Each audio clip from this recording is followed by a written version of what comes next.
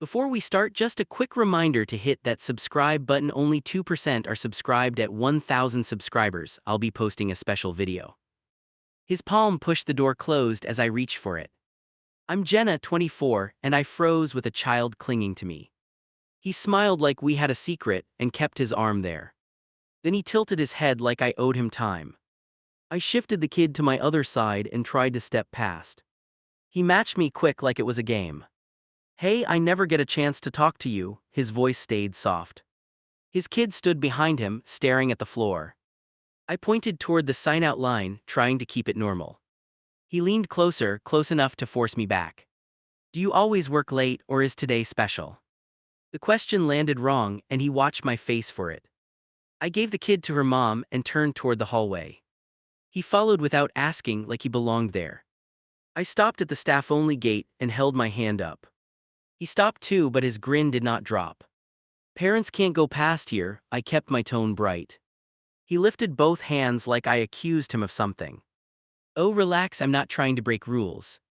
He said rules like they were cute, not real. I tried to pivot back to the front desk. He slid one step and cut off the path again. "You're always so focused," he glanced at my name tag. Then his eyes stuck there like he was memorizing it. I hated that my first instinct was to laugh. Not because it was funny, but because I wanted air. "You're sweet with the kids," his gaze didn't move away. That was the moment my skin started to crawl. A coworker walked by and gave me a quick look. I tried to catch her eye, but she kept moving. He noticed that too, and his smile sharpened. "See, you're fine," his voice got lower. I stepped back and put the gate between us. He reached out and tapped my lanyard, gentle like permission. I jerked away, and he acted wounded right away. "Whoa, sorry, I forgot you're sensitive," he watched me flinch. I swallowed and forced my hands to stay steady. "Is your child ready to go?" I nodded toward the front. He didn't turn around, not even once. Instead, he asked, "What time do you leave here tonight?" I stared at him longer than I should have.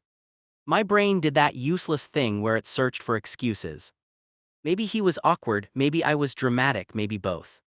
Then he added, "I could walk you out just being decent." I heard myself say, "That won't be necessary," too softly. He smiled like he won something and took one step closer.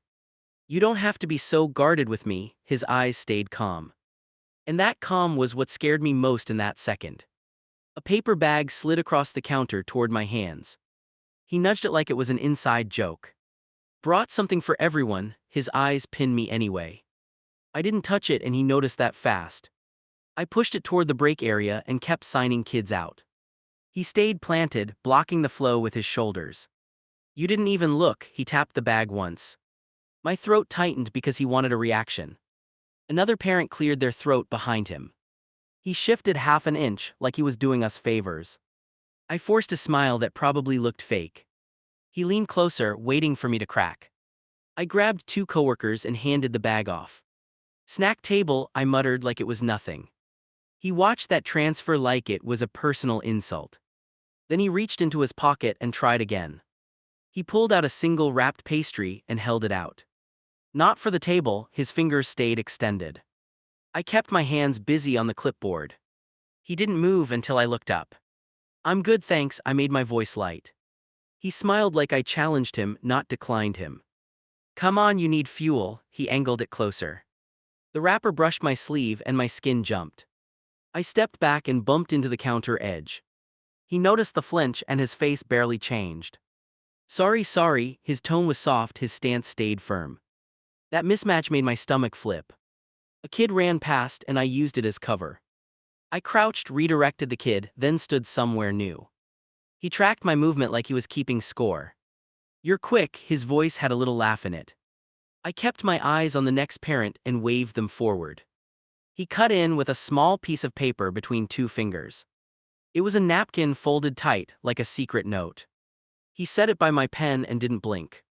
Just in case, he tapped the napkin once and withdrew. I didn't open it because opening felt like agreeing. He waited anyway, watching my hands like they were the show. When I didn't unfold it, his jaw tightened. A coworker glanced over and raised her eyebrows at me.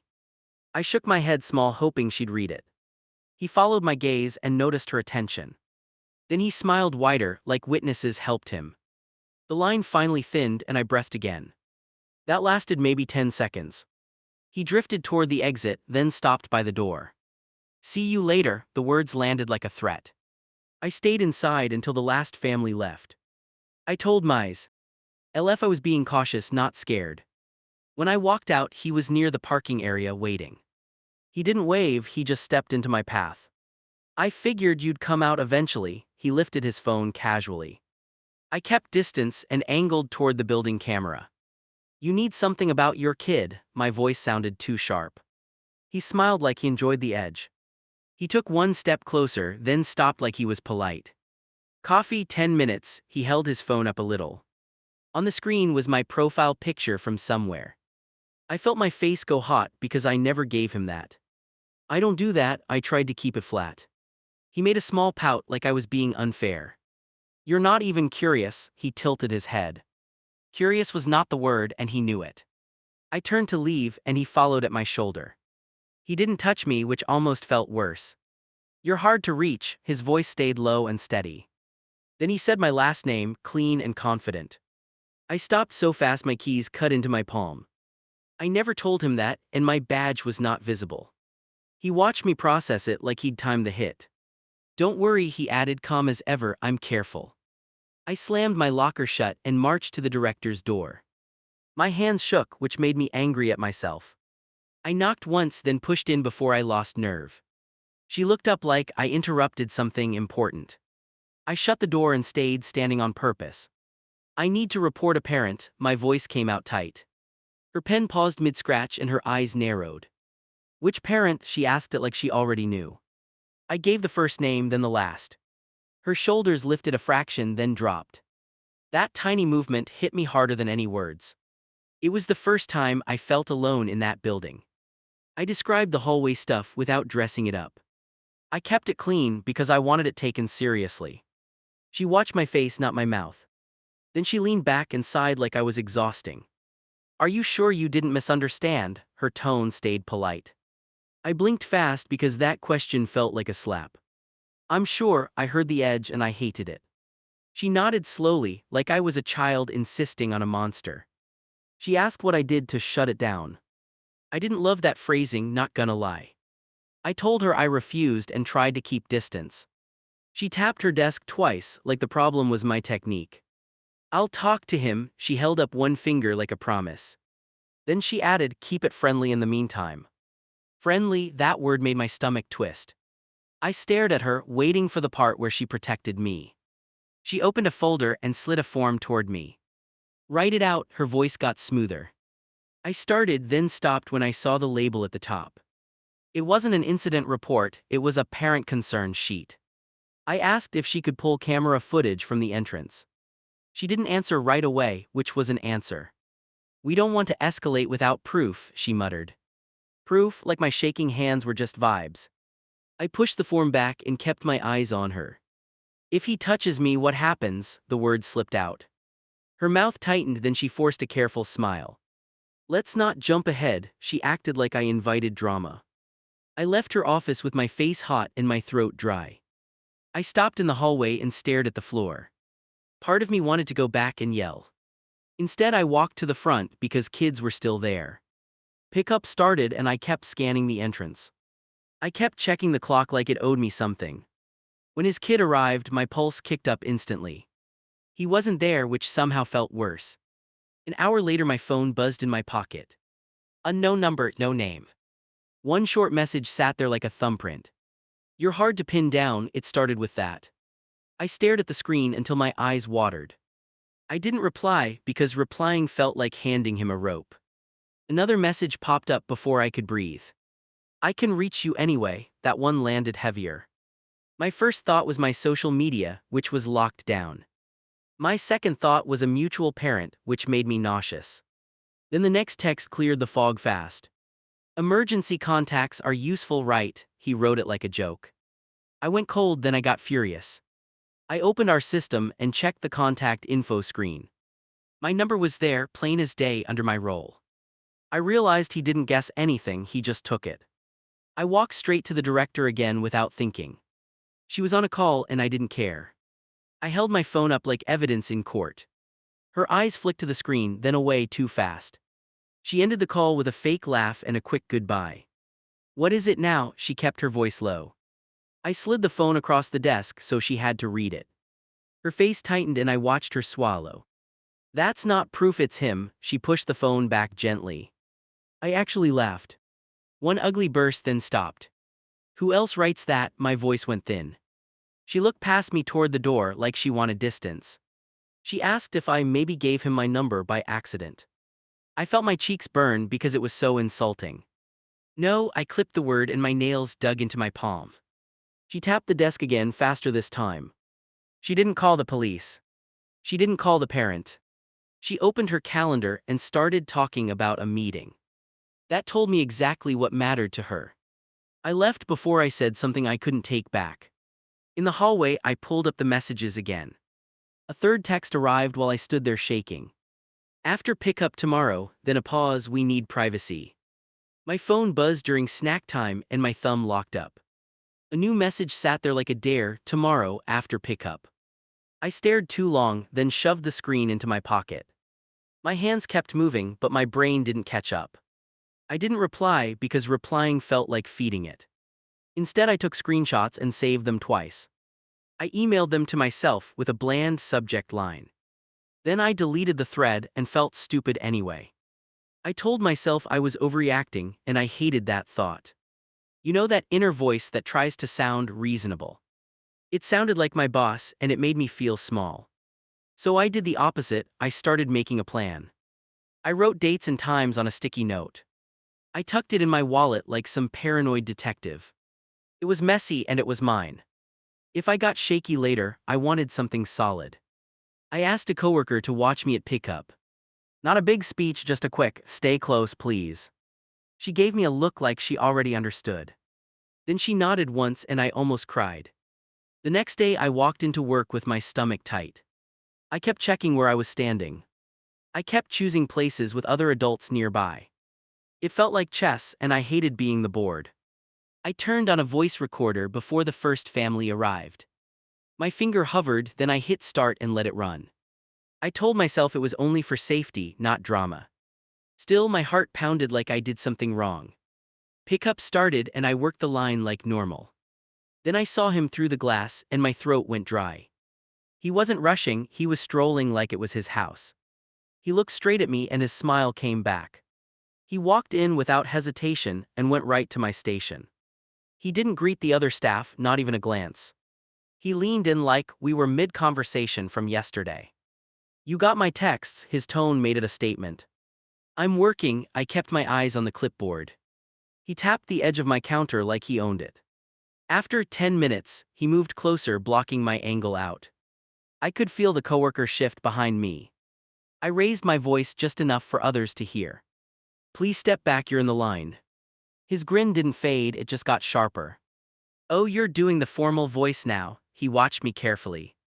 A parent behind him cleared their throat again. He turned, smiled politely, then turned back to me. It was like he flipped masks with one breath. Then he slid a folded note toward my pen. I didn't touch it this time, not even a little. I pushed it back with one finger, slow and obvious. His eyes dropped to my hand, then rose to my face. "You don't have to be hostile." He made it sound like my flaw. I wanted to tell him to get out, loud and clean. Instead, I kept doing sign-outs because kids were right there. That's the ugly part people don't get. You can't just explode when tiny ears are everywhere. He waited until the line thinned, then shifted closer. His kid stood beside him, quiet and tired. He rubbed the kid's shoulder like a prop, not comfort. "Let's talk somewhere private." He tilted his head toward the back. "No," I said it flat and my voice surprised me. My coworker stepped up beside me without a word. He looked at her, then looked back at me with annoyance. "Are you bringing a chaperone now?" His laugh sounded forced. I kept my face neutral, but my pulse was loud. "We don't meet parents alone." I pointed toward the lobby. He watched my finger like he wanted to bite it. Then he nodded slowly, like he accepted terms for now. He leaned down to his kid and whispered something. The kid's eyes flicked to me, then down fast. My chest tightened because the kid looked embarrassed. Then he straightened and faced me again, patient as a judge. I can make life easier for you, he spoke softly. He tapped his phone once like he had options. You know how these places run, his eyes drifted toward my boss's office. That glance felt like a warning shot. I walked my coworker to the side and whispered fast. Do not leave me alone with him, my voice cracked on alone. She squeezed my elbow quick, then stayed planted. I pretended I wasn't grateful, but I was. He left with his kid, and I thought it was done. Then my boss called me into her office 10 minutes later. She didn't ask if I was okay, not once. She asked why a parent felt disrespected today. I stood there and blinked like an idiot. Disrespected, I repeated it because it sounded unreal. My boss held up one hand like she was calming me. Just keep it professional, her eyes slid away from mine. I walked out with my face burning. Part of me wanted to quit on the spot. Another part wanted to scream at every adult in the building. Instead, I went back to my room, quiet and shaking. My phone buzzed again before the day even ended. A new number this time because of course. A single line popped up, your boss doesn't like complaints. I stared at it until my vision blurred. I typed a response, then erased it. I typed again, then erased that too. Finally, I sent one line and my finger trembled. Do not contact me outside work, then I waited. 3 dots appeared right away and my stomach sank. You're adorable when you try rules, that came in fast. Then another message landed right after, tomorrow you'll listen. I locked the screen like it could bite me. The next morning he arrived early before the crowd. I saw him through the front windows, standing too still. He was watching staff walk in, like he studied patterns. When he spotted me, he lifted his phone in a little salute. I stopped in place, then forced myself to keep walking. If I turned around, he would win that moment. He let me pass, which felt like a choice. Then he followed at a distance, quiet as a shadow. I went straight to the front desk and asked for help. Not a big request, just, can someone stay near me today? The receptionist glanced at me, then glanced at him. Her mouth tightened and she nodded once. He came up to the counter like he was ordering coffee. Volunteer paperwork, he flashed a bright smile at the receptionist. Then he leaned slightly toward me, like the real conversation. I'm going to be around a lot, his voice stayed calm. I felt my lungs stop working for a second. I looked at my coworker and she looked back hard. Volunteers need clearance, she kept her tone casual but firm. He didn't look at her, not even a flick. He tapped the counter twice and kept his eyes on me. Clearance takes time, he shrugged like time was his weapon. Good thing I'm patient, that word hit like a threat. Then he smiled at the receptionist again, sweet as syrup. Later he ran into me near the storage area. Not an accident, not even close. He stepped into the narrow space and made me stop short. Still ignoring me, his voice dropped low. I angled my body sideways to slip past him. He shifted too, matching me like a dance I never agreed to. I told you not to contact me, my voice came out rough. His smile didn't show teeth this time. You can stop pretending, he lifted his hands like he was reasonable. Adults talk things out, he stepped closer and I smelled his breath. I took a step back and my shoulder hit the wall. He noticed that impact and his eyes lit up. I tried to move around him again fast. His hand shot out and caught my wrist, light but sure. My whole body jolted, like an alarm going off. I yanked free and my nails scraped his knuckles. He stared at his hand like I offended him. Then he looked at me with that calm face again. Don't make me the bad guy, he kept his voice soft. I backed away and my legs felt wrong under me. I lifted my phone and let him see the recording screen. I'm documenting this, the words came out steadier than I felt. He didn't flinch, not even a blink. Great, he gave a small nod, make sure you get my good side. I stared at him because that reaction didn't make sense. Most people panic when you say record. He looked almost amused, like he'd rehearsed it. Then he leaned in a little, like he had the upper hand. You know who I know, he spoke like a casual reminder. He tapped his chest once, then pointed vaguely upward. People who make decisions, his eyes flicked toward the office hallway. My stomach dropped because I believed him. I pushed past him while he was still talking. I walked fast, not running because pride is stupid. I reached the lobby and forced my face calm. My coworker caught my eye and I shook my head hard. He appeared in the lobby 2 minutes later, like nothing happened. He stood near other parents and laughed at something. Then he looked at me across the room, steady and pleased. It felt like he wanted me to doubt myself. My boss pulled me aside again, same day, same tone. Try not to escalate, her voice stayed low and clipped. I asked if she would ban him from coming inside. She exhaled like I asked for the moon. He has rights as a parent, she kept her eyes on her screen. I asked about my rights and she didn't answer that. Instead she asked if I was stressed lately. That word stressed made my vision go sharp. I walked away before my mouth bitter. I'd me. I went to the restroom and gripped the sink edge. I stared at my own face like it belonged to someone else. Then my phone buzzed again and my blood went cold. It was a photo of my car in the lot. Not close enough to be illegal, close enough to be clear. Under it he wrote, "I can wait." I stood there shaking because waiting was the whole point. I went back out and searched for him with my eyes. He wasn't inside anymore, which made it worse. I scanned the lot, then the street, then the sidewalk. I couldn't find him, but I felt him everywhere. My coworker walked me to my car, close at my side. I kept my keys between my fingers like a tiny weapon. I hate admitting that because it sounds dramatic. Still, I did it, and my hand hurt from squeezing. We reached my car and I looked around again. No sign of him, no movement, no sound. Then my phone buzzed one more time, final and direct. "Tomorrow after pickup you're going to talk or I'll talk first." I hit record before I even opened my car door. My hands were steady, which felt unreal. I walked in like it was any other day. Then I saw him already inside, waiting by the front desk. He didn't approach right away this time. He let me clock in, like he enjoyed the patience. His kid sat on a bench, feet swinging, eyes down. When the kid looked up at me, I felt a new kind of guilt. I went straight to my coworker and whispered, "Stay near me." She nodded once and didn't ask for details. I liked her for that, even more later. He watched us coordinate and his mouth twitched. Pickup started and the lobby filled fast. I stayed in view of everyone and kept my voice even. I kept my phone in my pocket, still recording. Every time he drifted closer, I shifted back into the crowd. He moved in like he owned the space. He leaned toward the front desk and smiled at the receptionist. Just checking in, his tone was friendly, his eyes were not. Then he angled his body, cutting off my exit again. I stepped sideways and planted myself beside the sign-out sheet. "You can wait in line like everyone else." He let out a small laugh like I told a cute joke. "You're still doing this?" He tilted his head, testing me. I pointed toward the door, not touching him, not inviting contact. "Pick up your child and leave," my voice stayed firm. He looked around at the other parents, then back to me. His smile stayed on but his eyes turned flat. "You're making a scene," he kept it quiet, almost gentle. I didn't answer because arguing was the trap.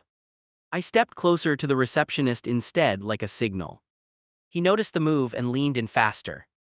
His hand shot out and caught my wrist again. Not hard enough to bruise, hard enough to claim. My whole body jerked like it remembered everything at once. I yanked free and spoke louder than I meant to. "Do not touch me," the words cut through the lobby. A few heads turned and the air changed.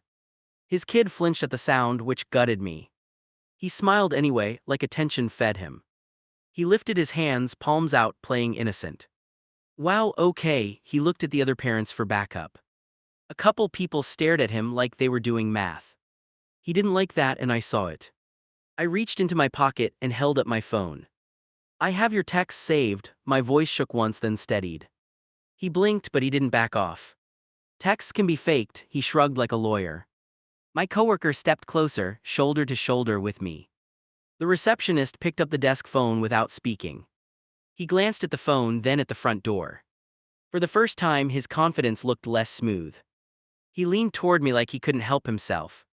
"You're going to regret this," his voice dropped, sharp and private. I didn't flinch this time, even though I wanted to. I raised my voice again so everyone could hear. "No private talks," I kept my eyes on the crowd. "You keep contacting me and you keep touching me." His face tightened and the mask slipped for half a second. Then he forced a laugh, too loud, too late. The receptionist spoke into the phone, calm and clear. I heard the word police, and my knees went weak. Not fear, relief that made my body wobble. He noticed that wobble and smirked like he caused it. He turned to leave, then stopped and faced the room. I'm a parent here, he spread his arms like a preacher. This is insane, he tried to sound betrayed.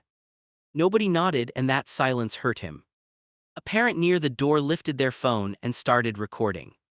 He saw it and stiffened like he hit a wall. His eyes snapped back to mine, suddenly angry. That anger looked more honest than his smile ever did. He grabbed his kid's hand and tugged too hard. The kid stumbled, then corrected, still quiet.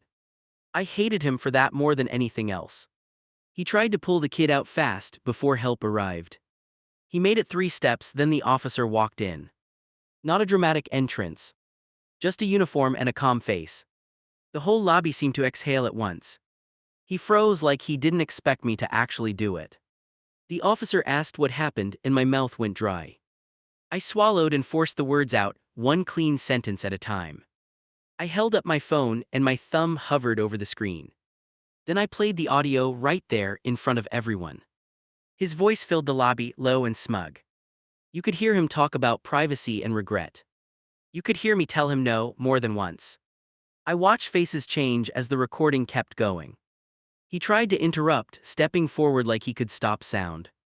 The officer lifted a hand, firm, and he stopped. That tiny moment felt like someone finally picked my side.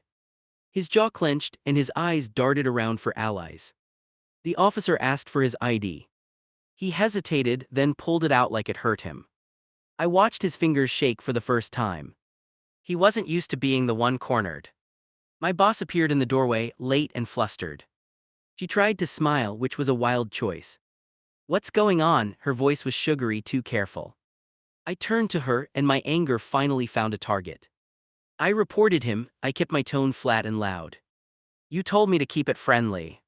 Her face went blank and she looked at the officer. Then she looked at him like she was checking his mood. The officer asked if there were prior complaints.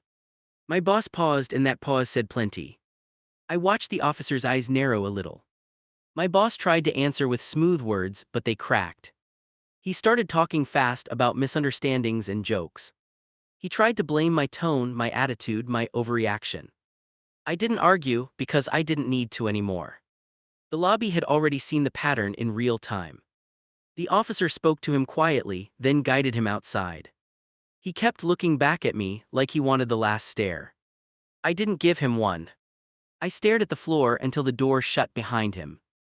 The room stayed quiet after he left. A few parents avoided my eyes like they felt guilty. One mom touched my arm softly and whispered, "I'm sorry." That simple sentence almost broke me. My coworker walked me to the back office and shut the door. My hands started shaking now that the danger moved away. I laughed once sharp, then covered my mouth. I wasn't proud of that laugh, but it was real. My boss followed and closed the door again. Her voice turned firm like she was the victim now. You didn't have to do it like that. I stared at her because that was her takeaway. I asked if she wanted me silent or safe. She opened her mouth, then shut it. Then she tried a different angle: policy, procedure, reputation. I felt myself detach, like my brain stepped back from the room. The officer came back inside and asked for a written statement. My boss tried to offer a private office again, suddenly helpful. I chose the lobby table instead, in full view. My boss didn't like that choice, and I loved that I made it. I wrote everything down with my hands still trembling. Dates, numbers, words, the wrist grab, the photo of my car. Each detail looked uglier on paper, which was the point. When I finished, I felt hollow, like I ran out of adrenaline. The officer told me I did the right thing. I nodded, but my brain didn't trust praise anymore. My boss stood behind me, quiet, which felt like a threat. Then she told me to take the rest of the week off. It sounded kind, but it didn't feel kind. It felt like being removed from the room after speaking up. I asked if he was banned from entering the building. My boss avoided my eyes, and that told me everything. I walked out with my coworker again, both of us silent. I sat in my car and didn't start it right away. My phone buzzed once more and my stomach dropped on instinct. It wasn't him, just an email from work about schedule adjustments.